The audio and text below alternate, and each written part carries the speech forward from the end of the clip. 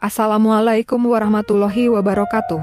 Sahabat setia ARS Channel yang dirahmati Allah, dalam hidup ini cinta tak selalu hadir dalam bentuk yang kita harapkan. Kadang ia datang dalam diam, tumbuh dalam doa, dan diuji dalam perpisahan. Namun di balik setiap ujian, selalu ada takdir yang Allah sembunyikan sebagai hadiah bagi hambanya yang bersabar.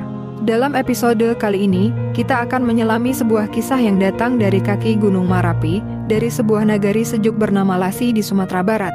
Kisah cinta yang tak hanya menyentuh hati, tapi juga menggugah jiwa. Selamat menyaksikan, inilah kisah cinta terselimut takdir.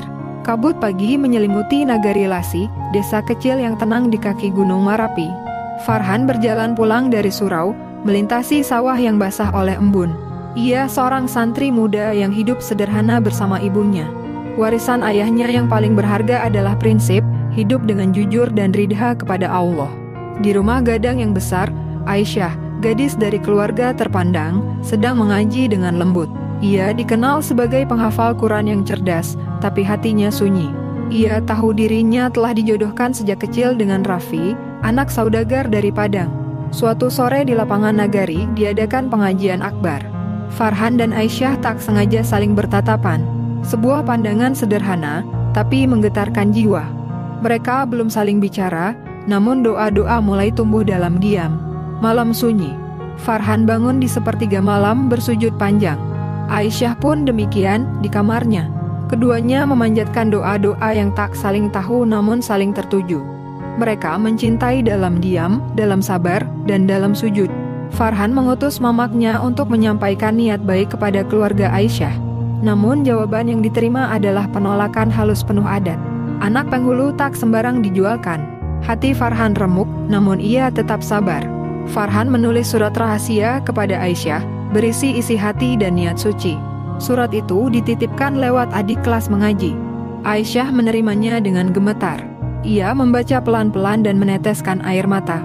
Raffi datang membawa keluarga besar, mobil mewah, mahar berlimpah. Keluarga besar Aisyah senang, suasana meriah. Tapi Aisyah hanya diam, hatinya berontak dalam bisu. Desa heboh. Farhan difitnah menjalin hubungan dengan Uni Salwa, janda muda. Padahal ia hanya membantu mengangkat pupuk. Nama Farhan tercoreng, ia dijauhi, dan niatnya pada Aisyah makin ditolak. Farhan tak membela diri. Ia memilih diam. Dalam sujud panjangnya, ia hanya berkata, "Ya Allah, Engkau Maha Tahu." Hatinya hancur, tapi keyakinannya tak goyah. Aisyah mulai sakit. Nafsu makannya hilang, wajahnya pucat. Ia menolak semua pembicaraan soal pernikahan. Ia hanya menulis di buku hariannya, "Jika bukan jodohku di dunia, semoga di akhirat kelak." Seorang tetua kampung akhirnya bicara. Ia melihat kejadian sebenarnya, Farhan tak bersalah. Uni Salwa justru yang membantu Farhan, bukan sebaliknya. Fitnah terbongkar. Nama Farhan kembali baik, tapi luka batin masih terasa. Ia kembali ke ladang, menunduk. Aisyah mendengar berita itu dan meneteskan air mata dalam doa. Dengan hati-hati dan lembut, Aisyah bicara pada ayahnya. Ia sampaikan isi hatinya, tanpa membantah, hanya dengan tangis dan keikhlasan. Sang ayah termenung. Ia memikirkan kembali semuanya. Kalau itu jodohmu, ayah ridha. Tapi semua harus jalan adat dan syarak, katanya perlahan. Farhan datang kembali, kali ini lebih dewasa dan siap. Ia datang bukan membawa harapan, tapi membawa tanggung jawab. Keluarga Aisyah menyambut dengan tenang. Di bawah siraman doa dan haru, Farhan membaca ijab kabul dengan mantap. Ibunya menangis dalam diam. Aisyah pun tersenyum lirih. Pernikahan mereka digelar sederhana di surau kampung. Makanan dari hasil gotong royong.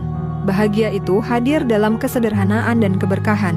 Malam pertama mereka bukan dengan pesta, tapi dengan doa bersama. Farhan dan Aisyah memulai hidup baru dengan sholat berjamaah.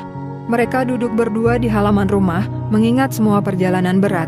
Andai dulu kita menyerah, tak akan ada hari ini, kata Farhan. Cinta sejati bukan soal seberapa besar kau memiliki, tapi seberapa sabar kau menunggu. Farhan dan Aisyah telah membuktikannya.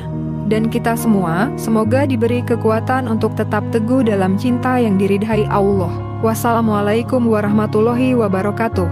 Sampai jumpa di kisah penuh hikmah berikutnya, hanya di ARS Channel.